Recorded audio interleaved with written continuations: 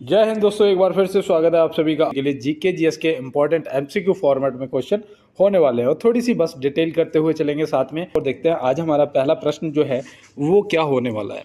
देखो यहाँ पे पूछा गया है वर्तमान युवा और खेल मंत्रालय कैबिनेट मंत्री कौन है। यहाँ पे पेन का कलर चेंज करना पड़ेगा और कर लिया है। यहाँ पे देखो पूछा गया है कि वर्तमान युवा और खेल मंत्रालय कैबिनेट मंत्री कौन है। तो यहाँ पे मुझे पता है कि मेरे कुछ दोस्त सीधा अनुराग ठाकुर जी को टिक करेंगे, लेकिन मैं आपको बता दूं अभी जुलाई 2024 में डॉक्टर मनसुख मांडविया जी को बना दिया गया है कैबिनेट मंत्री। तो ये आप ध्यान रखना, ऑप्शन वी जो है वो यहाँ पे आपका सही जवाब हो जाएगा। और सड़क परिवहन एवं राजमार्ग के मंत्री कौन है कैबिनेट मंत्री, तो याद रखना वो है नितिन गडकरी जी, ठीक है ना। अगर सड़क एवं परिवहन एवं राजमार्ग के पूछे जाएंगे तो आप नितिन गडकरी जी को टिक कर देंगे। तो चलते हैं दोस्त अपने अगले प्रश्न की तरफ। और देखो यहाँ पे पूछा गया है कि वंदे भारत एक्सप्रेस की शुरुआत कब हुई थी।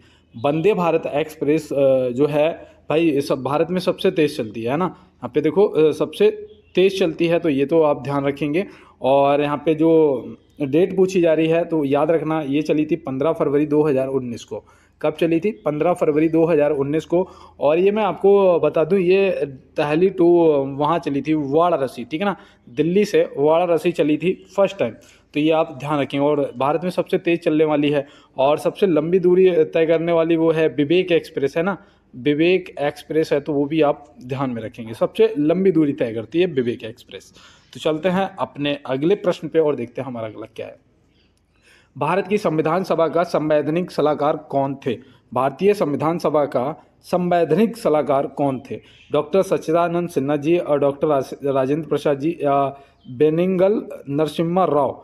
तो यहाँ पे जो आपका सही जवाब है वो होगा B N Rao. B N Rao मतलब बेनिगल नरसिम्हा राव, ऑप्शन सी जो है सही जवाब हो जाएगा। और अगर आपने यहाँ पे डॉक्टर राजेंद्र प्रसाद जी को टिक किया था तो याद रखना ये संविधान सभा के स्थायी अध्यक्ष थे, है ना। ये स्थायी अध्यक्ष थे। और अस्थायी अध्यक्ष अगर पूछा जाएगा तो याद रखना डॉक्टर सच्चिदानंद सिन्हा जी जो थे वो अस्थायी अध्यक्ष थे, ठीक है ना। और बाद बाकी यहाँ पे सभा का संवैधानिक सलाहकार जो थे वो कौन थे, वो आपके बी एन राव जी थे, जो कि ऑप्शन सी में दिया गया है। तो चलते हैं अपने अगले प्रश्न पे और देखते हैं हमारा अगला क्या है। देखो यहाँ पे पूछा गया है आपसे कि सीनियर राष्ट्रीय तीरंदाजी चैंपियनशिप 2023 का आयोजन कहाँ हुआ है। तो सीनियर राष्ट्रीय तीरंदाजी चैंपियनशिप 2023 का जो आयोजन है वो यहाँ पे आपसे पूछा जा रहा है। और हो सकता है ये आपसे इम्पोर्टेंट भी बन सकता है, क्योंकि यहाँ पे याद रखना भैया अयोध्या में हुआ था, है ना। और अयोध्या जो है ये भी याद रखना कौन सी नदी के किनारे स्थित है। तो भैया अगर आपसे नदी पूछा जाएगा तो आप तुरंत बताएंगे सरयू नदी के किनारे स्थित है अयोध्या, है ना दोस्त। तो ये भी आप ध्यान में रखेंगे। और चलते हैं इसके साथ में अपने अगले प्रश्न पे। देखो यहाँ पे अगला प्रश्न है कि एक खालिस्तान सरकार संवैधानिक कानून और नागरिक अधिकारों द्वारा स्थापित सीमाओं के भीतर शासन करती है। तो भैया यहाँ पे आपका जो सही जवाब है वो क्या होगा। यहाँ पे खालिस्तान की जगह पे क्या आएगा कि एक लोकतांत्रिक सरकार संवैधानिक कानून और नागरिक अधिकारों द्वारा स्थापित सीमाओं के भीतर शासन करती है, या राजशाही या तानाशाही। तो यहाँ पे बिल्कुल भैया लोकतांत्रिक जो सरकार है, ऑप्शन ए यहाँ पे सही जवाब हो जाएगा, ठीक है ना। तो याद रखना भैया जो लोकतांत्रिक सरकार होती है वो संवैधानिक कानून और नागरिक अधिकारों द्वारा स्थापित सीमाओं के भीतर शासन करती है। तो चलते हैं अपने अगले प्रश्न पे। देखो यहाँ पे दिया है मोहनजोदाड़ो के उत्खननकर्ता कौन है। मोहनजोदाड़ो के उत्खननकर्ता कौन है? राखल दास बनर्जी, दयाराम साहनी या रंगनाथ राव। तो देखो भैया अब यहाँ पे बहुत से दोस्त ए और बी में कंफ्यूज होंगे, मुझे पता है, ठीक है ना। तो मैं आपको यहाँ पे आज बताने वाला हूँ और मुझे नहीं लगता कि इसके बाद आप कंफ्यूज रहेंगे। अगर मोहनजोदाड़ो की बात की जाएगी तो याद रखना भैया राखल दास बनर्जी जी ने खोज की थी, है ना। ऑप्शन ए यहाँ पे आपका सही जवाब हो जाएगा। और यहाँ पे आपसे ये भी पूछा जा सकता है कि कब करी थी, तो वो भी याद रखना भैया 1922 में करी थी। कब करी थी? 1922 में करी थी। तो ये भी आप याद रखें। और देखो यहाँ पे एक चीज़ और बता दूँ, ये जो मोहनजोदाड़ो है ये कौन सी नदी के किनारे स्थित है, ये भी आपसे कभी कभी पूछ लिया जाता है। तो याद रखना भैया सिंधु नदी के किनारे स्थित है। कौन सी? सिंधु नदी के किनारे स्थित है, लड़काना जिला पाकिस्तान में, है ना। लड़काना जिला पाकिस्तान में ये स्थित है। देखो दयाराम साहनी जी ने जो खोज की थी, दयाराम साहनी जी ने जो खोज की थी वो की थी हड़प्पा की। किसकी करी थी? हड़प्पा की जो खोज है वो दयाराम साहनी जी ने करी थी। तो यहाँ पे आप दयाराम साहनी जी को भी याद रखेंगे और प्रश्न का जवाब आपका राखलदास बनर्जी हो जाएगा, ठीक है ना। 1922 में करी थी, वो भी आप ध्यान में रखेंगे। और देखो यहाँ पे दयाराम साहनी जी ने हड़प्पा की खोज की थी, और ये पता है ये कौन सी नदी के किनारे है, तो ये भैया रावी नदी के किनारे स्थित है ना, कौन, हड़प्पा। और इसकी जो खोज है वो याद रखना भैया कब करी थी, तो वो 1921 में करी थी, है ना। 21 में हड़प्पा की, 22 में मोहनजोदाड़ो की। और मोहनजोदाड़ो को मृतकों का टीला भी कहा जाता है ना, ये भी आप याद रखना। और देखो रंगनाथ राव जो हैं, इनको याद रखना, इन्होंने लोथल की खोज करी थी, किसकी, लोथल की। तो लोथल भी आप याद रखेंगे, लोथल की खोज करी थी। और ये कौन सी लोथल जो है, ये बता दूं भोगवा नदी के किनारे स्थित है। कौन सी, भोगवा नदी के किनारे स्थित है, ये भी याद रखना। और इसकी जो खोज है वो 1955 से 1962 तक की गई थी, ठीक है ना। तो ये भी आप ध्यान में रखेंगे। और अब मुझे नहीं लगता यहाँ पे कुछ आपका मिस हो रहा हो, क्योंकि सभी डिटेल जो मैं बताता हूँ आप नोट कर लिया करो। और देखो यहाँ पे दिया है, पूर्वोत्तर भारत के किस राज्य में रेल मार्ग नहीं है। पूर्वोत्तर भारत के किस राज्य में रेल मार्ग नहीं है। देखो इसका मैंने जो क्वेश्चन का आंसर जो किताब में लिखा था उसमें मेघालय लिखा था, लेकिन जब मैंने चेक किया तो मुझे पता लगा कि अब मेघालय में भी है। और यहाँ पे जवाब हो जाएगा इनमें से कोई नहीं, जो कि ऑप्शन डी। अगर यहाँ पे ऑप्शन में सिक्किम दिया होता है एक बार, ठीक है ना, एक बार अगर सिक्किम दिया होता तो आपका सही जवाब हो जाता। क्योंकि अब जो रेलवे लाइन बिछाई जा रही है वो सिक्किम के सांगपो तक बिछाई जा रही है। ये मैंने आपको ये अभी कुछ दिन पहले ही बताया था, है ना। तो अगर सिक्किम दिया होता तो आपका सही जवाब हो जाता है। यहाँ पे सिक्किम दिया नहीं, इसलिए इनमें से कोई नहीं जो है वो आपका राइट आंसर हो जाएगा। और चलते हैं इसके साथ में अपने अगले प्रश्न की तरफ। देखो यहाँ पे दिया है, किस शहर में भारत का पहला सौंदर्य और जीवन शैली महोत्सव शुरू हुआ है। किस शहर में भारत का पहला सौंदर्य और जीवन शैली महोत्सव जो है वो शुरू हुआ है। नई दिल्ली, देहरादून, मुंबई, या इनमें से कोई नहीं। तो यहाँ पे जो हमारा सही जवाब है वो याद रखना भैया, मुंबई हो जाएगा। क्या हो जाएगा, मुंबई। ऑप्शन सी जो है बिल्कुल सही जवाब हो जाएगा। और ये मैं आपको बता दूं, ये 4 से 5 नवंबर, है ना, 2023 में आयोजित हुआ था। 4 से 5 नवंबर 2023 में आयोजित हुआ था। कहाँ पर, मुंबई में। तो ये भी याद रखना, मुंबई को भारत की आर्थिक राजधानी भी कहा जाता है। क्या, आर्थिक राजधानी भी कहा जाता है। तो ये भी आप ध्यान में रखेंगे। और चलते हैं इसके साथ में अपने अगले प्रश्न की तरफ।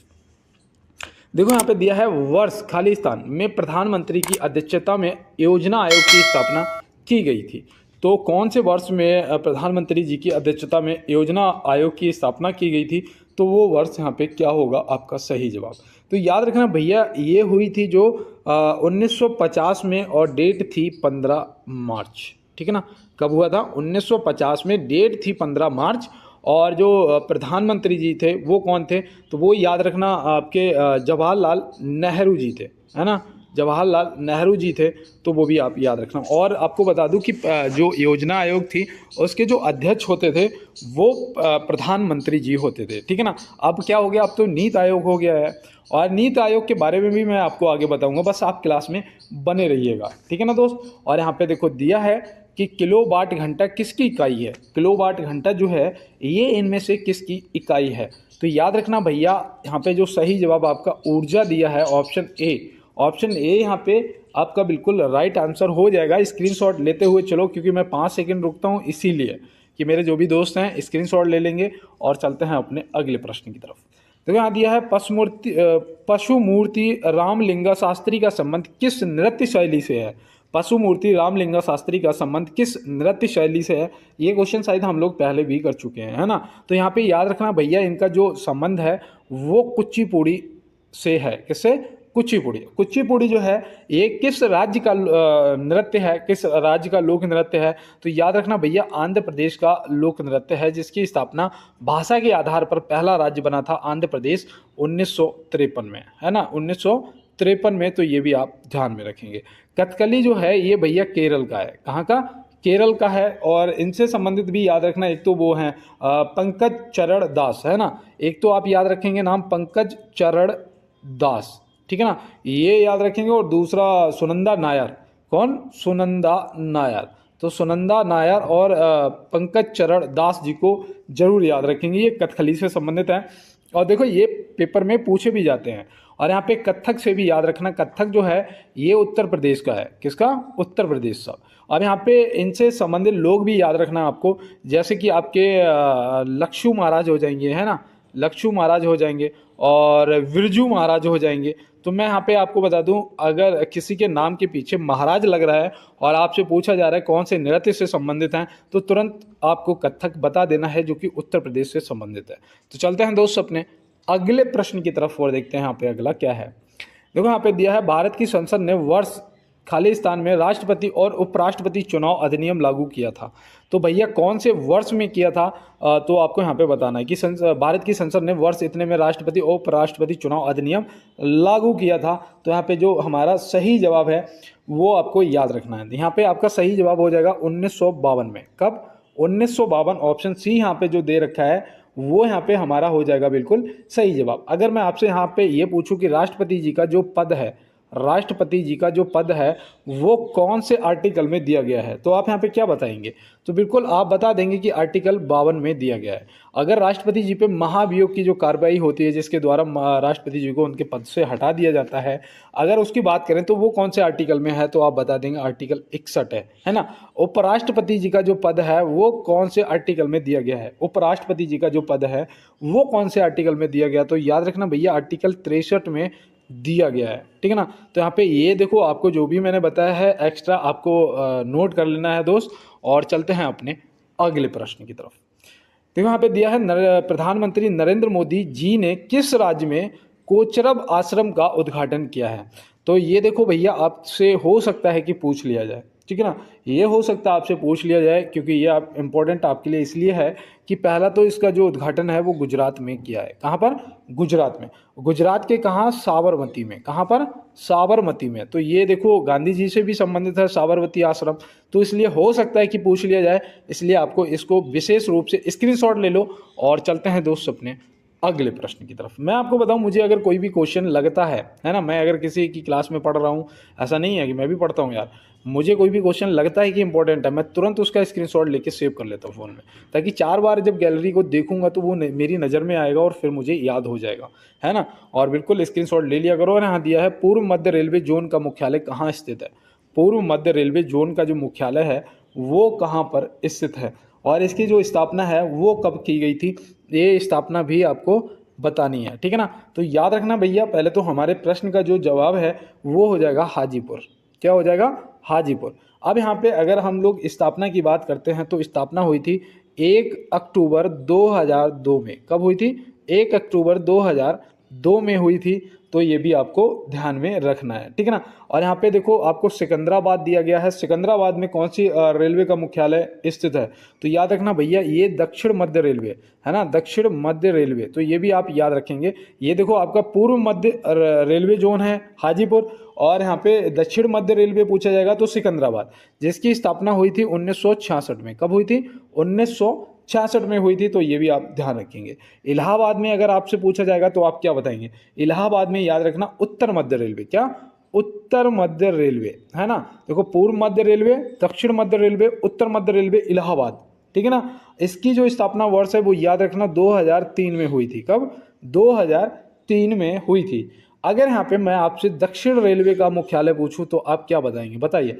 दक्षिण मध्य रेलवे का, दक्षिण मध्य कह रहा हूँ, दक्षिण रेलवे का अगर मुख्यालय की बात करेंगे तो आप यहाँ पे क्या बताएंगे? तो याद रखना भैया, चेन्नई में है। कहाँ पर? चेन्नई में। अगर इसकी स्थापना की बात करेंगे तो इसकी स्थापना कब हुई थी?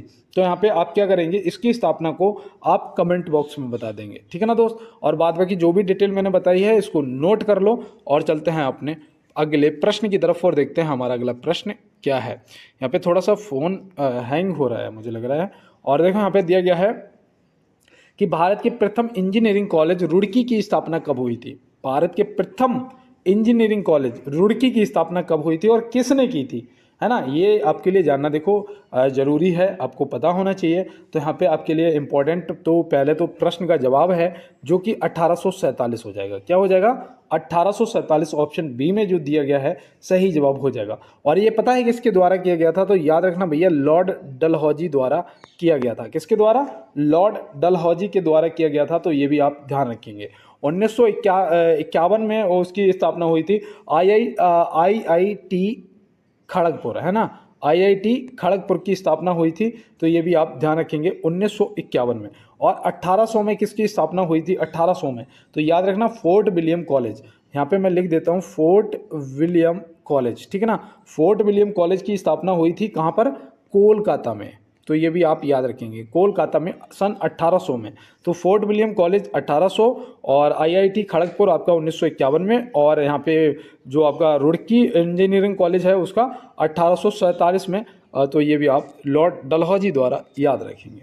चलते हैं अपने अगले प्रश्न पर। देखो यहाँ दिया है कि नोबेल पुरस्कार प्राप्त करने वाले एकमात्र मुस्लिम प्रोफेसर कौन थे? नोबेल पुरस्कार प्राप्त करने वाले एकमात्र मुस्लिम प्रोफेसर कौन थे? तो यहाँ पे आप क्या बताएंगे? तो यहाँ पे देखो अपने प्रश्न का बिल्कुल सही जवाब दोस्त करना है, और यहाँ पे आपका जो सही जवाब है वो ऑप्शन ए हो जाएगा, ठीक है ना। अब्दुस सलाम, ऑप्शन ए जो है वो यहाँ पे क्या हो जाएगा? आपका बिल्कुल सही जवाब हो जाएगा। और इन्हें कब मिला था नोबेल पुरस्कार? तो वो भी आपको याद रखना है, ठीक है ना। तो याद रखना 1979 में। कब? 1979 में।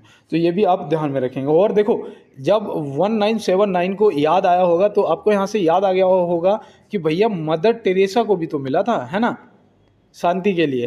तो बिल्कुल दोस्त ये आपको यहाँ पे याद रखना है। और डॉक्टर जाकिर हुसैन जी को याद रखना, ये भारत के तीसरे राष्ट्रपति थे, ठीक है ना। और वैसे पहले मुस्लिम राष्ट्रपति थे, फर्स्ट मुस्लिम राष्ट्रपति थे, और वैसे तीसरे राष्ट्रपति थे भारत के। तो ये भी आपको ध्यान में रखना है। तो चलते हैं इसके साथ अपने अगले प्रश्न की तरफ। देखो दोस्त एक बार अपने भाई को ना प्लीज, जो भी मेरे पुराने दोस्त हैं वो सब लाइक वाला बटन दबाते हैं। एक बार अगर आप मेरे साथ नए जुड़े हैं तो लाइक वाला बटन आपको जरूर दबाना है, ठीक है ना। देख लो मैं बिल्कुल भी आपका समय बर्बाद नहीं कराता हूँ, सिर्फ अपनी बात करने के लिए 1 मिनट कह के रुकता हूँ, है ना। और देखो यार थोड़ा सा चैनल को सब्सक्राइब करो, आप लोगों का सपोर्ट जो है बहुत अच्छा सपोर्ट है, और मैं इसलिए बहुत खुश हूँ। और मैं आपको अब 2 क्लास देना स्टार्ट करूँगा, क्योंकि मैं भी अपनी पढ़ाई को बढ़ाऊँगा लेवल को, और आपको भी 2 क्लास देना स्टार्ट कर दूँगा। बेल आइकन को दबा लेना, ताकि जैसे क्लास आएगी सबसे पहले आपको मिला करेगी। और अगर हेल्प करना चाहते हो भैया की, तो कोई पैसा मुझे नहीं देना है, बस थोड़ा सा यार शेयर कर देना अपने दोस्तों के साथ में क्लास को, ठीक है ना दोस्त। तो मुझे पता है आप जरूर शेयर करेंगे, इतना मुझे आप पे भरोसा है। और चलते हैं नॉन स्टॉप अपने क्लास में। अब देखो यहाँ पे दिया है मोहिनी अट्टम किस राज्य का शास्त्रीय नृत्य है? मोहिनी अट्टम जो है वो किस राज्य का शास्त्रीय नृत्य है? तो आप यहाँ पे क्या बताएंगे? देखो सोच समझ के जवाब करना है, और कमेंट बॉक्स में जवाब आपका आ चुका होगा। और यहाँ पे आपका केरल ऑप्शन सी जो दे रखा है बिल्कुल सही जवाब हो जाएगा। पश्चिम बंगाल में याद रखना वो मनाया जाता है यात्रा, है ना, मैंने उस दिन आपको बताया था यात्रा। तो ये भी आप याद रखें। पश्चिम बंगाल में गंगा सागर मेला भी होता है ना, तो वो भी आप याद रखें गंगा सागर मेला की अगर बात की जाएगी। और पश्चिम बंगाल में दुनिया का सबसे बड़ा डेल्टा भी है ना, सबसे बड़ा डेल्टा जो है सुंदरबन, है ना, सुंदरबन का जो डेल्टा है वो भी आपका पश्चिम बंगाल में है। तो ये भी आप याद रखेंगे। और देखो यहाँ पे ध्यान रखना, ये जो तमिलनाडु दे रखा है, तमिलनाडु से अगर संबंधित आपको याद आ रहा हो तो बताओ, नहीं तो नोट करो भरतनाट्यम, है ना, भरतनाट्यम आपका तमिलनाडु हो जाएगा। तो ये भी आपको ध्यान में रखना है। और चलते हैं इसके साथ अपने अगले प्रश्न की तरफ। और आज मैं बता दूं, आज मैं आपको एसएससी जीडी की भी क्लास दे सकता था, ठीक है ना, जिसमें आपको लगभग 15 से 20 क्वेश्चन आपको प्रीवियस पेपर से मिलने वाले थे। मैं कर चुका हूं उसको रेडी, मुझे पता है, ठीक है ना। और 10 आपके करंट अफेयर और प्लस टोटल आपके जो है 50 क्वेश्चन है। तो एसएससी जीडी की क्लास दे सकता था, बस समस्या ये है कि आज मुझे अपना स्कॉलरशिप का फॉर्म अप्लाई करना है ना। स्कॉलरशिप आ जाएगी फिर तो मज़ा आ जाएगा दोस्त। और देखो यहाँ पे दिया गया है कि 8 नवंबर 2016 को विमुद्रीकरण के समय आरबीआई के गवर्नर कौन थे? पहले तो आप ये बताओ, विमुद्रीकरण आपको पता है किसे कहते हैं? नहीं पता है तो कभी नहीं भूलोगे, आज मैं आपको बताने वाला हूँ। देखो विमुद्रीकरण होता है जब सरकार है ना, जो सरकार है वो किसी पुराने नोटों को, पुराने करेंसी को बंद करती है और नई करेंसी लाती है ना, लॉन्च करती है, तो उसे कहते हैं विमुद्रीकरण, ठीक है ना। अब यहाँ पे आप समझ गए होंगे कि 8 नवंबर 2016 को विमुद्रीकरण के समय आरबीआई के गवर्नर, मतलब कि कोई नए नोट स्टार्ट किए गए थे, पुराने बंद किए गए थे। अब यहाँ पे आप समझ गए होंगे तुरंत की बात कर रहे हैं हम लोग, उस टाइम उर्जित पटेल जी थे आरबीआई के गवर्नर, है ना। कौन थे? उर्जित पटेल जी थे। तो बिल्कुल दोस्त ये आपको ध्यान में रखना है। और देखो उस टाइम गवर्नमेंट ने 500 के नोट और 1000 के नोट बंद किए थे, है ना। और कौन से नोट स्टार्ट करे थे? दूसरे 500 के नोट और साथ में 2000 का नोट। और 2000 के नोट को फिर से बंद कर दिया गया। कब किया गया ये आप आज मुझे कमेंट बॉक्स में बता देना, ठीक है ना। और देखो श्री शक्तिकांत दास जी जो हैं ये अभी हमारे वर्तमान में आरबीआई के गवर्नर है ना। तो ये भी आप याद रखेंगे, वर्तमान में श्री शक्तिकांत दास जी हैं। और जब नोटबंदी हुई थी 8 नवंबर 2016 को विमुद्रीकरण के समय उर्जित पटेल जी थे, तो ये भी आप ध्यान में रखेंगे। तो चलते हैं इसके साथ अपने अगले प्रश्न पर। देखो यहाँ पे दिया है, प्रधानमंत्री जी ने बोइंग के सबसे बड़े परिसर का उद्घाटन कहाँ किया है। प्रधानमंत्री जी ने बोइंग के सबसे बड़े परिसर का उद्घाटन कहाँ किया। भैया ये आपके करंट वाले क्वेश्चन हैं, इनको नोट करते चलो साथ में। और यहाँ पे सही जवाब आपका बेंगलुरु, ऑप्शन सी जो है सही जवाब हो जाएगा। और चलते हैं इसके साथ अपने अगले प्रश्न पे। और 20वां क्वेश्चन है, और यहाँ पे पूछा जा रहा है कि भारत का सबसे बड़ा रेलवे यार्ड कहाँ स्थित है। भारत का सबसे बड़ा रेलवे यार्ड जो है ये कहाँ पर स्थित है। तो आप यहाँ पे क्या बताएंगे। देखो ये आपके उत्तर प्रदेश में स्थित है। कहाँ पर, उत्तर प्रदेश में स्थित है। और जगह का नाम है मुगल सराय, है ना, क्या, मुगल सराय। तो ये भी आप याद रखेंगे, मुगल सराय में स्थित है। और इसका जो नाम है वो है पंडित दीनदयाल उपाध्याय नगर, है ना। तो ये भी आप ध्यान में रखेंगे। और सही जवाब यहाँ पे आपका उत्तर प्रदेश हो जाएगा। और चलते हैं इसके साथ में अपने अगले प्रश्न पर। देखो यहाँ पे दिया है, बोकारो स्टील प्लांट की स्थापना किस पंचवर्षीय योजना काल में हुई थी। बोकारो स्टील प्लांट की जो स्थापना है किस पंचवर्षीय योजना के काल में हुई थी। दूसरा आपको यहाँ पे ये भी बताना है कि किस देश के सहायता से हुई थी। अगर पता है तो कमेंट बॉक्स में आपने नोट कर दिया होगा, क्योंकि 5 सेकंड आपके पूरे होते हुए। और अब यहाँ पे मैं आपको प्रश्न का जवाब बताने वाला हूँ। और यहाँ पे जो आपका सही जवाब है वो हो जाएगा तृतीय पंचवर्षीय योजना, जो कि अगर ये भी आपसे पूछा जाता है कि पूर्ण रूप से असफल रही पंचवर्षीय योजना कौन सी थी, तो वो थी आपकी असफल योजना तृतीय पंचवर्षीय योजना, ठीक है ना। तो ये आपको ध्यान में रखना है दोस्त, ठीक। और देखो ये कौन से देश के सहयोग से स्थापित किया गया था, तो याद रखना भैया सोवियत संघ, है ना, सोवियत संघ के सहयोग से स्थापित किया गया था। तो ये भी आपको ध्यान में रखना है। और इसका जो स्थापना तृतीय पंचवर्षीय जो है योजना, इसका कार्यकाल भी यहाँ पे पता होना चाहिए, 1961 से 1966 तक। और फिर देखो 1966 से 1969 तक, मतलब 3 वर्ष तक ये योजना अवकाश रहा था, है ना। कोई योजना नहीं आई थी। यहाँ पे क्या रहा था, यहाँ पे योजना अवकाश रहा था। यहाँ पे हरित क्रांति लॉन्च हुई थी। कौन सी, हरित क्रांति लॉन्च हुई थी, है ना। तो ये योजना अवकाश जरूर याद रखना, 1966 से 69 तक, ठीक है ना। और 66 तक जो योजना थी वो तृतीय योजना थी, जो कि पूर्ण रूप से असफल रही थी। तो चलते हैं अपने अगले प्रश्न की तरफ और देखते हैं यहाँ पे हमारा अगला प्रश्न क्या है। देखो यहाँ पे पूछा है, पृथ्वी अपने अक्ष पर एक चक्कर कितने समय में पूरा करती है।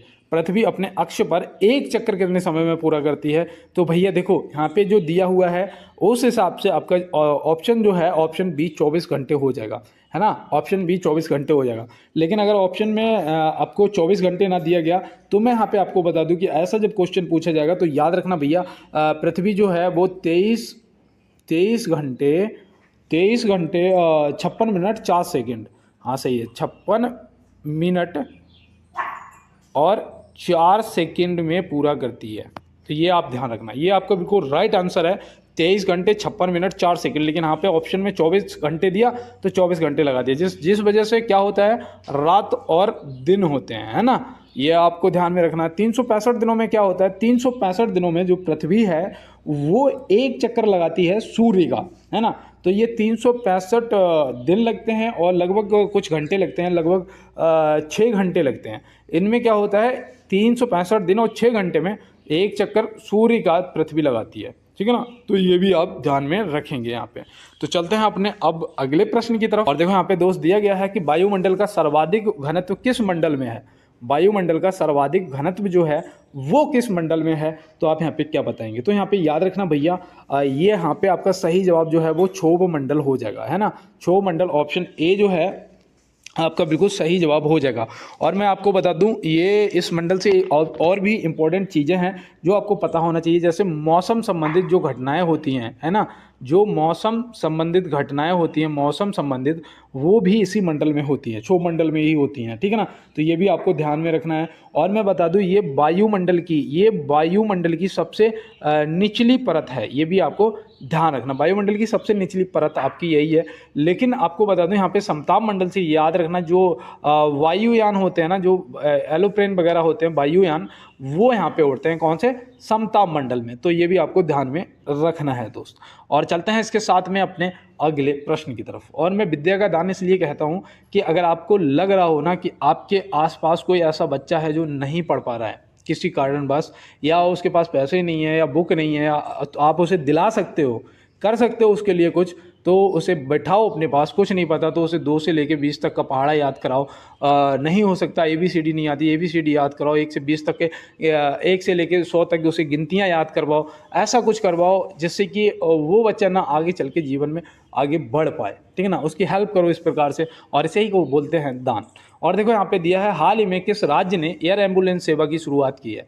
हाल ही में किस राज्य ने एयर एम्बुलेंस सेवा की शुरुआत की है। तो यहाँ पे आप जो है प्रश्न का जवाब क्या लगाएंगे। तो देखो दोस्त, यहाँ पे हाल ही में पूछा है तो मतलब कि 2024 में बताना है ना। और अगर हाल में ना पूछा होता तो 2023 का भी अगर आंसर करते तो सही हो जाता। अब यहाँ पे आप समझ गए होंगे कि 2 जगह किया गया है फिर, है ना। तो यहाँ पे देखो एक चीज़ बता दूं मैं, यहाँ पे आपको मध्य प्रदेश दिया है, मध्य प्रदेश आपका सही जवाब हो जाएगा, क्योंकि 2024 में मध्य प्रदेश ने स्टार्ट किया और 2023 में एयर एम्बुलेंस की जो सुविधा थी ना, वो कौन से राज्य ने करी थी, वो झारखंड ने। किसने करी थी, झारखंड ने। तो ये भी आप याद रखेंगे, ठीक है ना। तो झारखंड भी आप याद रखेंगे और मध्य प्रदेश को भी आप याद रखेंगे। और मध्य प्रदेश में ये योजना पता है किस नाम से स्टार्ट की गई है, PM श्री एयर एम्बुलेंस, है ना। क्या, PM श्री एयर एम्बुलेंस। तो ये भी आप ध्यान में रखेंगे, जो मध्य प्रदेश में स्टार्ट की गई। और झारखंड में तो ये 2023 में ही स्टार्ट की जा चुकी थी। तो बिल्कुल यहाँ पे मध्य प्रदेश आपका राइट आंसर हो गया। और चलते हैं अपने अगले प्रश्न पर। देखो यहाँ दिया है, गर्मी में असम एवं पश्चिम बंगाल में तीव्र आर्द्र हवाएं चलती हैं, जिसे क्या कहा जाता है। भैया जिसे क्या कहा जाता है, यहाँ पे आप क्या बताएंगे। एक बार मैंने वो लेब्राडोर हवाएं पढ़ी थी, लेब्राडोर किन हवाओं को बोलते हैं बताना, ठीक है। और यहाँ पे देखो जो प्रश्न दिया गया है, इसका सही जवाब आपका नार्वेस्टर जो है, नार्वेस्टर और काल वैसाखी दोनों ही बोला जाता है। तो यहाँ पे सही जवाब आपका ऑप्शन A और B क्या हो जाएगा, बिल्कुल सही जवाब। अब आपको याद रहेगा, अगर नार्वेस्टर मैंने इसलिए पूछ लिया कि हो सकता है पेपर में भैया कोई इंग्लिश में लिख दे, है ना, नार्वेस्टर आपसे पूछ ले, और हिंदी में पूछेगा तो काल वैसाखी पूछ सकता है। तो इसलिए दोनों आंसर आपको पता होने चाहिए। चलते हैं दोस्त अपने अगले प्रश्न पर। देखो यहाँ पे दिया है, निम्न में से किस वैज्ञानिक ने सापेक्षता का सिद्धांत दिया था। किस वैज्ञानिक ने सापेक्षता का सिद्धांत दिया था। तो यहाँ पे आपको क्या बताएंगे, आपका सही जवाब क्या है, कब दिया था, ये सब आपको बताना है। तो याद रखना भैया, अल्बर्ट आइंस्टीन हो जाएगा, ठीक है ना। आपके पास सेकंड हो चुके हैं, आपका आंसर आ चुका होगा कमेंट बॉक्स में। और देखो यहाँ पे जो कब दिया था ये भी याद रखना भैया, 1905 में दिया था। कब दिया था, 1905 में दिया था। तो ये भी आपको ध्यान में रखना है। और यहाँ पे देखो जॉन डाल्टन दिया है, जॉन डाल्टन ने परमाणु सिद्धांत की खोज की थी, है ना, परमाणु की। तो परमाणु को भी आप याद रखेंगे। यहाँ पे देखो परमाणु गलत लिख रहा हूँ, है ना, परमाणु को भी आप याद रखेंगे। देखो मैडम क्यूरी ने, याद रखना, मैडम क्यूरी ने किसकी खोज की थी, रेडियम की खोज की थी। किसकी, रेडियम की खोज। तो ये भी आप ध्यान में रखेंगे दोस्त, ठीक है ना। और मैं उम्मीद करता हूँ यहाँ पे जो भी मैंने बताया स्क्रीनशॉट ले लिया होगा आपने। और चलते हैं अपने अगले प्रश्न की तरफ और देखते हैं यहाँ पे हमारा अगला प्रश्न क्या होने वाला है। देखो यहाँ पे दिया है कि काली खांसी किस अंग को प्रभावित करती है। काली खांसी यहाँ पे पूछा जा रहा है कि किस अंग को प्रभावित करती है। तो ये भैया श्वसन तंत्र को करती है। तो मतलब वायु मार्ग यहाँ पे हमारा बिल्कुल राइट आंसर हो जाएगा, है ना। वायु मार्ग हमारा बिल्कुल सही जवाब हो जाएगा। और अगर ऑप्शन में आपको श्वासन मार्ग अगर मिलता तो वो भी आपका सही जवाब हो जाता, ठीक है ना। श्वासन मार्ग अगर होता तो भी आपका सही जवाब हो जाता, श्वासन तंत्र होता तो भी आपका सही जवाब हो जाता। तो ऑप्शन ए यहाँ पे आपका सही जवाब। आंत को बताओ कौन सा प्रभावित करता है। तो आंत को भैया अगर देखो हैजा हो जाएगा, है ना, अगर हैजा हो जाएगा तो भी, और अगर वो हो जाएगा टाइफाइड, ठीक है ना, टाइफाइड हो जाएगा तो भी आपकी आंत को दिक्कत होगी, ठीक है ना। और देखो यहाँ पे तंत्रिका तंत्र जो है ये याद रखना भैया, जब टेटनस होता है, क्या टेटनस होता है तो तंत्रिका तंत्र प्रभावित होती है, ये भी याद रखना। और देखो अगर मैं यहाँ पे आपसे पूछूं क्षय रोग अगर हो जाता है, जिसे टीबी रोग भी बोलते हो, तो क्या गड़बड़ होता है बताओ, बॉडी में किसको प्रभावित करता है। तो याद रखना भैया फेफड़ों को करता है। किसको, फेफड़ों को करता है। और देखो टीबी के लिए एक वो भी जब हम छोटे होते हैं तो हमें एक टीका भी तो लगाया जाता है। किसका लगाया जाता है, VCG का टीका। किसका, VCG का टीका लगाया जाता है। तो ये भी आपको ध्यान में रखना है। और चलते हैं अपने अगले प्रश्न की तरफ। देखो यहाँ पे दिया गया है, किस पिंड का भार ध्रुवों पर खाली स्थान होता है। तो तो भैया किसी पिंड का जो भार है वो ध्रुवों पर कम होता है, उच्च होता है, समान होता है, इनमें से कोई नहीं। तो यहाँ पे आपका जो राइट आंसर है वो क्या होगा, आप कमेंट बॉक्स में फटाफट बता दीजिएगा। तो मुझे लगता है यहाँ पे आपने आंसर कर दिया होगा, और यहाँ पे जो आपका सही जवाब है वो ऑप्शन बी हो जाएगा, उच्च हो जाएगा यहाँ पे क्या आपका बिल्कुल राइट जवाब। और चलते हैं इसके साथ में अपने अगले प्रश्न पे। देखो यहाँ पे दिया है, जल युक्त गिलास में तैरता हुआ बर्फ का टुकड़ा जब पिघलता है तो पानी का स्तर रहेगा। तो पानी का स्तर क्या रहेगा, कम हो जाएगा, उच्च हो जाएगा, या फिर समान रहता है। तो भैया देखो ये रहा आपका एक पानी का गिलास, और यहाँ पे समझ लो कि इसमें भरा है ये पानी, ठीक है ना, पूरे में ये भरा है यहाँ पे पानी, ठीक है ना दोस्त। और यहाँ पे एक टुकड़ा बर्फ का तैर रहा है। अब ये जब पिघल जाएगा तो इसमें क्या फ़र्क होगा इस पानी में। भैया मैं आपको बता दूं, जब ये इसमें पानी में तैर रहा है तो इसने अपना जो एरिया है, जो घनत्व है, वो तो घेर ही रखा है ना। तो भैया कुछ नहीं होगा, समान रहेगा। क्या होगा, कुछ नहीं होगा, समान रहेगा। तो ये भी आपको ध्यान में रखना है। और चलते हैं इसके साथ में अपने अगले प्रश्न पर। देखो यहाँ पे दिया है, भारत के पहले एलिवेटेड 8 लाइन एक्सप्रेस वे का उद्घाटन किसने किया है। तो भैया देखो ये याद रखना, इसमें 16 लाइन है, एलिवेटेड 8 लेन मतलब एक तरफ 8 लाइन है, ठीक है ना, एक तरफ 8 वाहन जा सकते हैं, 1 2 3 4 5 6 7 8, ठीक है ना, एक तरफ से 8, दोनों तरफ से कितना हो जाएगा 16। तो भैया इसका जो उद्घाटन है वो किसने किया होगा। तो यहाँ पे जो आपका सही जवाब है वो याद रखना हमारे प्रधानमंत्री जी नरेंद्र मोदी जी ने किया है। तो यहाँ पे ऑप्शन ए बिल्कुल सही जवाब हो जाएगा। अगर मैं आपसे ये पूछूं कि ये कौन से NH पर है ना, कौन सा नेशनल हाईवे है, तो याद रखना भैया ये NH 48 पर है। कौन सा, 48 पर है। और देखो एक आपसे वो भी पूछा जाता है, सबसे लंबा नेशनल हाईवे कौन है, तो NH कौन सा बताते हो, NH 44 बताते हो ना। तो ये भी आप याद रखना, और ये आपका 48 पर है, तो ये भी आपको ध्यान रखना है। और चलते हैं इसके साथ में अपने अगले प्रश्न पर।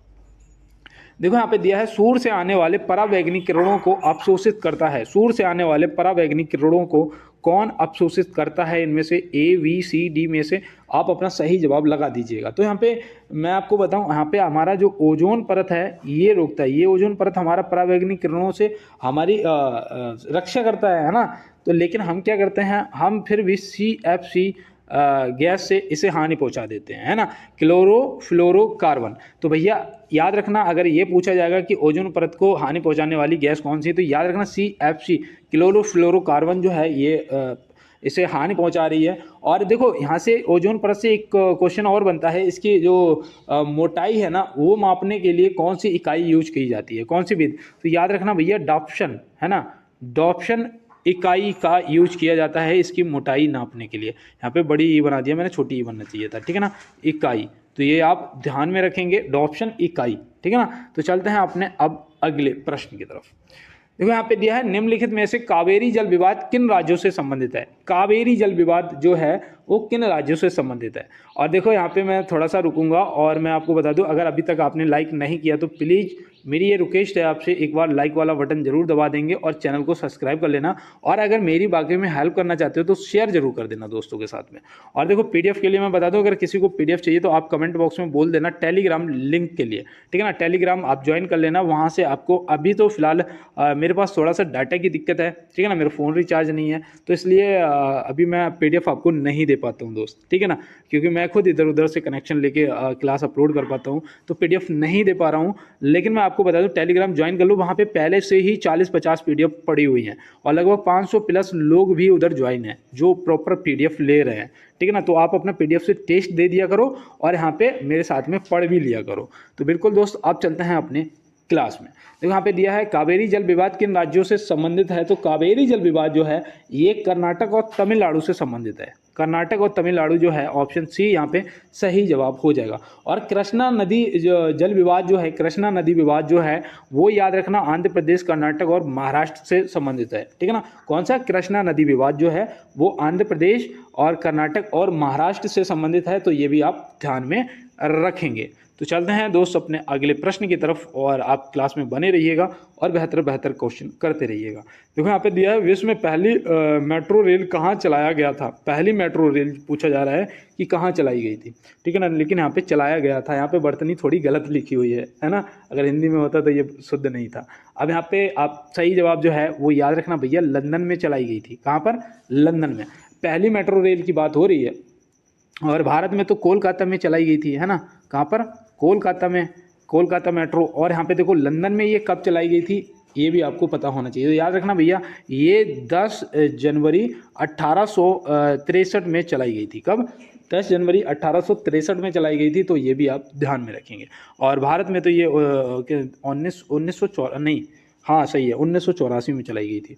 और देखो यहाँ पे दिया गया है, भारत में दूसरे chief of defence staff CDS के रूप में किसे नियुक्त किया गया। देखो सी से चीफ डिफेंस स्टाफ है ना, तो चीफ डिफेंस स्टाफ जो है वो दूसरे कौन है। पहले तो आप सभी को पता है कि हमारे बिपिन रावत सर जी थे, है ना, तो जो कि एक हेलीकॉप्टर दुर्घटना में ये शहीद हो गए थे, है ना। तो अब यहाँ पे दूसरे आपसे पूछे गए, तो याद रखना भैया लेफ्टिनेंट जनरल अनिल चौहान जी हैं, जो कि ऑप्शन सी में दिए गए हैं। तो ऑप्शन सी यहाँ पे क्या हो जाएगा आपका सही जवाब। वर्तमान में जो हमारे सेना अध्यक्ष जी हैं, थल सेना अध्यक्ष जी हैं, वो भी याद रखना जनरल मनोज पांडे जी हैं, तो ये भी आप ध्यान में रखेंगे। और चलते हैं अपने अगले प्रश्न की तरफ। देखो यहाँ पे दिया है, सरकार को सलाह देने के लिए नीति आयोग नामक एक खालिस्तान की स्थापना की गई थी। तो भैया नीति आयोग नामक एक इनमें से ऑप्शन में से बताना है, थिंक टैंक, नीति विचारक समूह, या ए और बी दोनों, या इनमें से कोई नहीं। तो यहाँ पे जो आपका सही जवाब है वो याद रखना भैया, आपका थिंक टैंक या फिर नीति विचारक समूह, ए और बी दोनों सही हो जाएगा। क्योंकि देखो ये आपका इंग्लिश में है थिंक टैंक, है ना, और हिंदी में आपका नीति विचारक समूह, बिल्कुल सही हो जाएगा। तो यहाँ पे याद रखना बात एक ही है ना, बस हिंदी और इंग्लिश का फ़र्क है। तो ए और बी दोनों सही जवाब हो जाएगा। क्योंकि मुझे लगा कि हो सकता है पेपर में भैया आपसे हिंदी इंग्लिश में पूछ देगा, तो आप कहोगे ये तो बताया ही नहीं था आपने। और देखो यहाँ पे दिया है, रैंगलर का ब्रांड एम्बेसडर किसे नियुक्त किया गया है। रैंगलर का ब्रांड एम्बेसडर किसे नियुक्त किया गया है। तो भैया यहाँ पे हम क्या बताएंगे, हमारा सही जवाब क्या होगा, आंसर करो भैया। और तो यहाँ पे आपका जो सही जवाब है, पहले तो करंट का क्वेश्चन है ये, और स्मृति मंधावा यहाँ पे क्या हो जाएगा, ऑप्शन ए आपका बिल्कुल सही जवाब हो जाएगा। ठीक है ना, तो ये आपको ध्यान में रखना है। और देखो ये हरमनप्रीत कौर जी हैं, ये अब जो महिला क्रिकेट टीम है उनकी कप्तान है ना। इनको भी अभी नियुक्त किया गया था, उसका किया गया था प्यूमा का, किसका, प्यूमा का। तो ये भी आप ध्यान रखेंगे, प्यूमा का किया गया था, तो ये भी ध्यान रखेंगे। और चलते हैं इसके साथ में अपने अगले प्रश्न की तरफ। भारत के निम्नलिखित में से किस राज्य में बोनालू पर्व मनाया जाता है। कौन सा, बोनालू पर्व। तो भैया बताओ ये पर्व कौन से राज्य में मनाया जाता है, बोनालू पर्व। अगर पता है तो आंसर करिएगा, और नहीं पता है तो नोट करिएगा, तेलंगाना। क्या, तेलंगाना। ऑप्शन सी जो है बिल्कुल आपका राइट आंसर हो जाएगा दोस्त। और चलते हैं इसके साथ में अपने अगले प्रश्न की तरफ। अंडमान निकोबार की सबसे ऊंची चोटी कौन सी। अंडमान निकोबार की सबसे ऊंची चोटी जो है वो कौन सी है, K2 माउंट डिओवोली या फिर सैंडल पीक। तो यहाँ पे देखो, जैसे ही आपने सुना होगा सैंडल पीक, वैसे ही आपने तुरंत बता देना है कि आपका सही जवाब हो गया। क्या, सैंडल पीक। आप देखो इसकी जो ऊंचाई है ना वो भी आपको याद रखना है। ये पहले तो उत्तरी अंडमान में स्थित है, किसमें, उत्तरी अंडमान में स्थित है। ठीक है ना। अब इसकी जो ऊंचाई है ना, हाइट जो है वो कितनी है, तो याद रखना भैया 732 मीटर है। कितनी, 732 मीटर है। तो ये आपको क्या ध्यान में रखना है। अब यहाँ पे देखो माउंट डिओवोली जो दे रखा है, ये दूसरी ऊंची चोटी है, ये दूसरी, ये पहली सैंडल पीक है, दूसरी आपकी ये है। तो ये आप याद रखना, इसकी जो ऊंचाई है ना वो भी आपसे पूछी जा सकती है, तो वो है 515 मीटर। ठीक है ना, ये आपकी दूसरी हो जाएगी। तो चलते हैं अपने अगले प्रश्न की तरफ और देखते हैं हमारा अगला क्या है। तो यहाँ दिया है, निम्न में से झीलों के अध्ययन को कहा जाता है। झीलों के अध्ययन को क्या कहा जाता है। तो भैया झीलों के अध्ययन को अगर पूछेगा तो आप बता देंगे निम्नोलॉजी बोला जाता है ना, निम्नोलॉजी बोला जाता है। ऑप्शन ए आपका क्या हो जाएगा, सही जवाब हो जाएगा। अगर पेडोलॉजी की बात करेंगे तो पेडोलॉजी आप बताइएगा फटाफट कि पेडोलॉजी किसके अध्ययन को कहा जाता है। तो याद रखना भैया मिट्टी के अध्ययन को कहा जाता है। किसके, मिट्टी के अध्ययन को पेडोलॉजी कहा जाता है। और पेट्रोलॉजी जो है ये किसके अध्ययन को कहा जाता है, पेट्रोलॉजी। तो याद रखना भैया ये चट्टानों के अध्ययन को कहा जाता है। किसके, चट्टानों के अध्ययन को पेट्रोलॉजी कहा जाता है। तो ये भी आपको ध्यान में रखना है। और चलते हैं इसके साथ में अपने अगले प्रश्न पर। देखो यहाँ पे दिया है, निम्नलिखित में से उत्तर प्रदेश के इंडो फारसी नृत्य शैली का नाम बताइए। निम्नलिखित में से उत्तर प्रदेश के इंडो फारसी नृत्य शैली का जो नाम है वो यहाँ पे आपको बताना है कि क्या नाम है। देखो इस तरीके से भी क्वेश्चन पूछे जा सकते हैं। आप सोच भी नहीं सकते कि यहाँ पे आप जो सोच रहे हैं वो सही जवाब है। तो बिल्कुल आप सही सोच रहे थे। कथक जो है उत्तर प्रदेश का है। और देखो यहाँ पे इंडो फारसी नृत्य शैली का नाम पूछा गया है, तो आप कथक को बिल्कुल आसानी से टिक करेंगे और यहाँ पे आपका सही जवाब कथक हो जाएगा। और चलते हैं इसके साथ में अपने अगले प्रश्न की तरफ। भारत के किस राज्य में दुनिया की सबसे लंबी ट्विन लैंड टनल का उद्घाटन किया गया है? भारत के किस राज्य में दुनिया की सबसे लंबी ट्विन लैंड टनल का उद्घाटन किया गया है? तो यहाँ पे याद रखना भैया, ये अरुणाचल प्रदेश में किया गया है, जो कि यहाँ पे ऑप्शन बी में दिया गया है अरुणाचल प्रदेश। और यहाँ पे हो जाएगा हमारा बिल्कुल सही जवाब। और चलते हैं इसके साथ में अपने अगले प्रश्न पर। ध्वनि की प्रबलता किस इकाई में मापी जाती है? ध्वनि की प्रबलता जो है वो किस इकाई में मापी जाती है? डेसिबल, हर्ट्ज या फिर वेग? तो यहाँ पे आप क्या बताएंगे? देखो वेग तो होगा ही नहीं, है ना, तो डेसिबल या हर्ट्ज में आप उलझ रहे हैं। तो याद रखना भैया, प्रबलता जो है वो डेसिबल में नापी जाती है, जिसे किससे? डीवी से दर्शाया जाता है ना, डीवी से। और जो हर्ट्ज होता है, इसमें याद रखना तरंगों की जो आवृत्ति होती है वो मापी जाती है ना, जो तरंगों की आवृत्ति होती है उसको नापा जाता है। तो वो आप ध्यान में रखेंगे। और यहाँ पे दिया गया है निम्नलिखित में से कौन सा भारतीय रिजर्व बैंक का कार्य है? ठीक है, निम्न में से कौन सा भारतीय रिजर्व बैंक का कार्य है? तो भैया देखो, मुद्रा जारी करना तो है ही आरबीआई का काम, आखिरी कर्जदाता भी वही है भाई, उससे आगे कौन है? तो यहाँ पे याद रखना ए और बी क्या हो जाएगा हमारा बिल्कुल सही जवाब हो जाएगा। और कुछ चीज़ें तो मैं क्लास में सिर्फ इसलिए बोलता हूँ ताकि आप चीज़ों को समझें और याद कर लें किसी ट्रिक वाइज से, ठीक है ना। तो बिल्कुल दोस्तों, और यहाँ पे देखो दिया है निम्न में से परिवार पहचान पत्र योजना किस राज्य से संबंधित है? तो भैया अगर यहाँ पे अभी हरियाणा दिया होता आप बिल्कुल आसानी से टिक कर देते, है ना, मुझे पता था आप कर देंगे। लेकिन यहाँ पे आपको ऑप्शन में हरियाणा दिया ही नहीं है, और मैं आपको बता दूं इनमें ऑप्शन डी भी नहीं है, ठीक है ना, इसे हटा देते हैं। अब इन 3 राज्यों में से आप बताइए। तो याद रखना भैया, जम्मू कश्मीर। जम्मू कश्मीर ऑप्शन सी यहाँ पे आपका सही जवाब हो जाएगा। इसे बोलते हैं फैमिली पहचान पत्र, है ना, फैमिली पहचान पत्र। तो FPP शॉर्टकट हो गया इसका। और याद रखना भैया, जम्मू कश्मीर से, और वैसे ये हरियाणा से भी संबंधित है ना, हरियाणा में भी लागू हो चुका है, तो ये आप ध्यान रखेंगे। और देखो यहाँ दिया है हिमाचल प्रदेश में स्थित रोहतांग सुरंग का नया नाम क्या है? हिमाचल प्रदेश में स्थित रोहतांग सुरंग जो है उसका नया नाम जो है वो क्या है, यहाँ पे आपको बताना है। तो भैया यहाँ पे आपको याद रखना उसका नाम है अटल टनल, है ना, अटल टनल। ऑप्शन ए जो है सही जवाब हो जाएगा। इसकी अगर लेंथ की बात करें, लंबाई की बात करें, तो लंबाई कितनी होगी? तो याद रखना 9.02 किलोमीटर, है ना, 9.02 किलोमीटर। अगर इसकी हाइट की बात करें, इस टनल की जो हाइट है ना, इसकी अगर बात करें तो याद रखना भैया 360 मीटर, है ना, कितना? 3060 मीटर, है ना, मैं यहाँ पे गलत बता रहा था, 360 बोल रहा था, माफ़ी चाहता हूँ। 3060 मीटर इसकी ऊंचाई है, तो इसको भी आप याद रखेंगे और लेंथ भी याद रखेंगे। तो चलते हैं अपने अब अगले प्रश्न पे और देखते हैं हमारा अगला क्या है। ICC विश्व कप 2023 का ग्लोबल ब्रांड एम्बेसडर किसे नियुक्त किया गया है? ICC विश्व कप 2023 का ग्लोबल ब्रांड एम्बेसडर जो है वो किसे नियुक्त किया गया है? तो यहाँ पे आप क्या बताएंगे? बिल्कुल सोच समझ के इसका देखो जवाब करना है, गलत जवाब नहीं करना है। तो यहाँ पे सही जवाब आपका सचिन तेंदुलकर जी, ऑप्शन बी जो है गॉड ऑफ क्रिकेट, आपका सही जवाब हो जाएंगे सचिन तेंदुलकर जी। और चलते हैं अपने अगले प्रश्न की तरफ। और देखो यहाँ पे दिया गया है अंतर्राष्ट्रीय बौद्धिक संपदा सूचकांक 2023 में भारत का स्थान क्या है? 2023 में अंतर्राष्ट्रीय बौद्धिक संपदा सूचकांक। तो भैया इसमें याद रखना, इसमें भारत की जो रैंकिंग है वो है 42। कितनी है? 42। ऑप्शन सी यहाँ पे हो जाएगा हमारा सही जवाब। अगर यहाँ पे फर्स्ट की बात करेंगे, पहले स्थान पर, तो याद रखना भैया वो है अमेरिका। कौन है? अमेरिका है। तो ये भी आप ध्यान में रखेंगे। और चलते हैं इसके साथ में अपने अगले प्रश्न की तरफ। देखो यहाँ पे दिया है दक्षिणी ध्रुव पर अकेले पहुंचने वाली पहली भारतीय मूल की महिला कौन है? दक्षिणी ध्रुव पर अकेले पहुंचने वाली पहली भारतीय मूल की महिला जो है वो कौन है?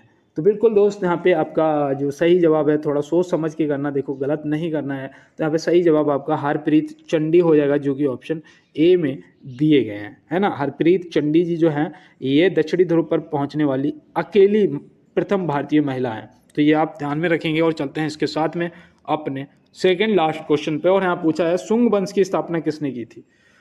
तो आप क्या बताएंगे यहाँ पे? जो आपका सही जवाब है वो याद रखना पुष्यमित्र शुंग ने, जो कि ऑप्शन सी में दिए गए। पुष्यमित्र जो है और इन्होंने शुंग वंश की स्थापना की थी, आप ध्यान रखेंगे। श्री गुप्त ने गुप्त वंश की स्थापना की थी, तो ये भी आप याद रखेंगे। चंद्रगुप्त मौर्य ने मौर्य वंश की स्थापना करी थी, तो ये भी आप ध्यान रखेंगे, ठीक है ना। तो बिल्कुल दोस्त, और चलते हैं इसके बाद अपने अगले प्रश्न की तरफ।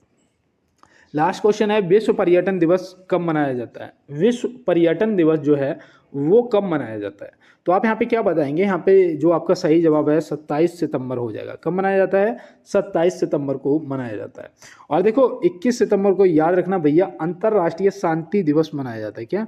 अंतर्राष्ट्रीय शांति दिवस जो है वो आपका 21 सितंबर को मनाया जाता है। 29 सितंबर को क्या मनाया जाता है? तो याद रखना विश्व हृदय दिवस मनाया जाता है। क्या? विश्व हृदय दिवस मनाया जाता है। तो ये भी आप ध्यान में रखेंगे दोस्त। और मैं उम्मीद करता हूँ आज हम लोगों ने जो भी क्वेश्चन किए हैं आपको समझ आ गए होंगे। और बिल्कुल दोस्त, कल वाली जो क्लास है उसका शायद पीडीएफ मैं दे चुका हूँ, है ना। कल मैं आपको एक पीडीएफ दे चुका हूँ, और अगर मेरे पास डाटा की व्यवस्था बन गई तो इस क्लास का भी पीडीएफ मैं आपको दे दूंगा। और मिलते हैं दोस्त नेक्स्ट क्लास में नेक्स्ट प्रश्नों के साथ में। तब तक मेरे सभी दोस्तों को मेरा जय हिंद, वंदे मातरम, भारत माता की जय।